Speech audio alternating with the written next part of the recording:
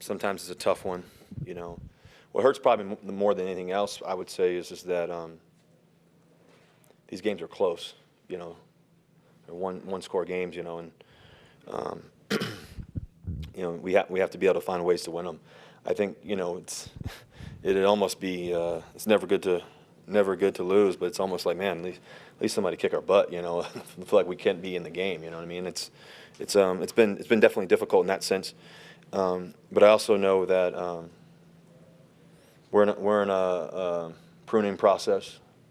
We're in a process of understanding that the journey of winning and the journey of learning how to be our best throughout a whole entire game, and learning how to continue to grow, learning how to stay together.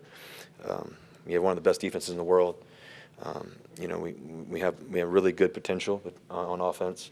Potential doesn't mean anything. You know, it just means that we haven't done it yet. And but we're going to keep working for it. That's for sure. I thought we had a really good game for the most part on offense. Thought we moved the ball well. I thought guys made some really great catches. Cortland on the go ball down the sideline, the back shoulder go ball, that was amazing. He had a great game. I thought Kendall Hinton stepped up again. I mean, what a great play early in the game, the first drive of the game, where he catches it across the field, dodges the guy, dives and puts the ball over the goal line. They don't call it a touchdown for him, but what a great play. And the next play, we give the ball to 2-8, and he runs it right through there. What a tough run by him, and great job at the O-line. I mean, there's a lot of really good things in the game, you know, and so, but not good enough. And, you know, obviously this game meant a lot to us. Meant a lot to us for a lot of different reasons. Meant a lot to us to continue to keep that perspective and continue to keep pushing and everything else. But also, obviously, it's an AFC West game, and we got to win those, you know. And so, so yeah. Russell, can you take us through the conversation during the 2-minute warning coming out to that 3rd and 10 play, and then sort of the decision to try to push the ball on the field, and then what you sort of saw as that play? Yeah, when we called a pass play, you know, it's 3rd and 10, called a pass play to you know, try to end the game basically right there. We get a first down, the game's over. And then, you know, they kind of covered it up pretty good. I kind of got outside the pocket, and then Virgil was coming scrambling down. Thought I had him and tried to take a shot to him, and the ball just, you know, kind of went away for a little bit. But we got the best defense in the world, and, you know, unfortunately, you know, it didn't work out this time. They've been unbelievable all year. Unbelievable all year, stopping teams. And unfortunately, it didn't work tonight. And that's why us as an offense, we got to make sure we find more touchdowns, like I said earlier in the week. You know, and like I said, we moved the ball really well early in the game. We got all the way down there. Unfortunately, we didn't score a touchdown on that one. And then the field goal got blocked, unfortunately. So that score could have been 17-7, you know. And so we gotta find ways to make more touchdowns. And that's what the name of the game is, right? So, you know, that's something that I've always known how to do, and we got to figure that out. And I thought Coach Kubiak called a great game. I thought, you know, even with the big transition, obviously, of it all, I thought he was really sharp. He communicated well. I thought Coach J.O. was great on the sideline too, Justin Alton. So it was smooth in that sense as well. So I thought the guys played really well. I mean, I want to give credit to the offensive line too. I mean, they really battled all night. I mean, those guys on the edge, Max Crosby, Chandler Jones. I mean, I've played Max a little bit, obviously, but also Chandler, how great he's been over all these years. Those guys did a tremendous job blocking up front, and they gave us a really great chance to win tonight, and unfortunately we didn't. How was that transition to Kubiak? Were you practicing it all week? And Russ, is there any worry about the status of Coach Hackett after another difficult loss and this team putting itself 3-7, unable to win in the division?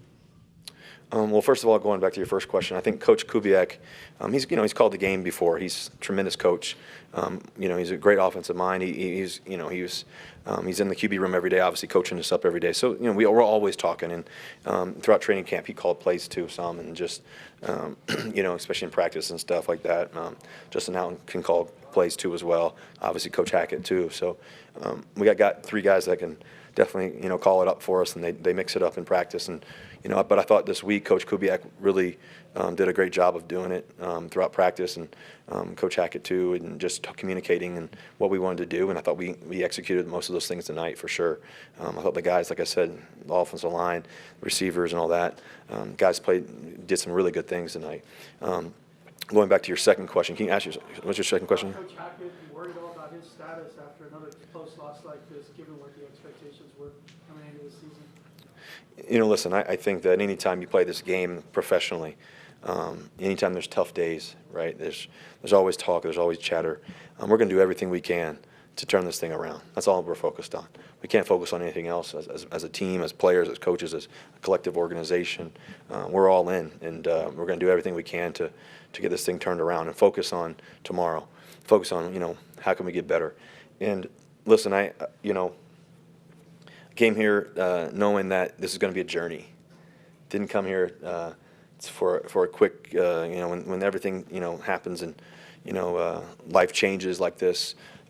You have to be able to know that God's going to take you on a journey, and I'm willing to go as far as we need to go for it. I'm going to work my butt off every day. We're going to get these guys going every single day, the best that they can possibly be. And it's disappointing. It's disappointing for all of us. It's disappointing, definitely for me, in this team. But the only thing that we know is to keep going and keep working and understand that the journey is going to be worth it in the long run, and that's what we're focused on. Russ, pretty much every year that you were in Seattle, you were in the playoffs and or obviously close to it. The couple of years you weren't, maybe the injury was part of it last year for you. But for these guys that haven't been in it, Justin was just asked about the math. Your margin for error, I guess, is less and less. So how do you stay aware of that without dwelling on the fact that you really can't lose at this point and have a shot at the postseason? We can't lose any more games. I mean, this is the truth. That's got to be our mentality. If we win every game, it still doesn't mean anything, right? So the thing, though, is that how do you win every game? You win just one game at a time, one day at a time, one practice at a time. And that's all I know from winning. Winning is an obsession, a lifestyle with every single moment, every single day. Even in your worst days when things in life aren't going the way you want it to, or maybe you don't feel your best as a player, or maybe things are going on, whatever it may be, as a collective team, right? All those things are real, right? And when you got 53 plus guys fighting for the same thing, we all are trying to do it together. And I think in the midst of it, obviously, in the midst of this journey, like I was saying a little bit before, the winning part of it all is a process. It's a process of an everyday obsession, every day trying to be our best, trying to play better, trying to all do it together, not to blink an eye. True winners, when adversity hits, and I think this is a really critical point. True winners, when adversity hits, they don't blink. Do you want a sports network that delivers everything that matters about the game? The highlights, the picks, the instant analysis, no yelling, no fake debates, no politics. Hit the subscribe button and never miss a moment.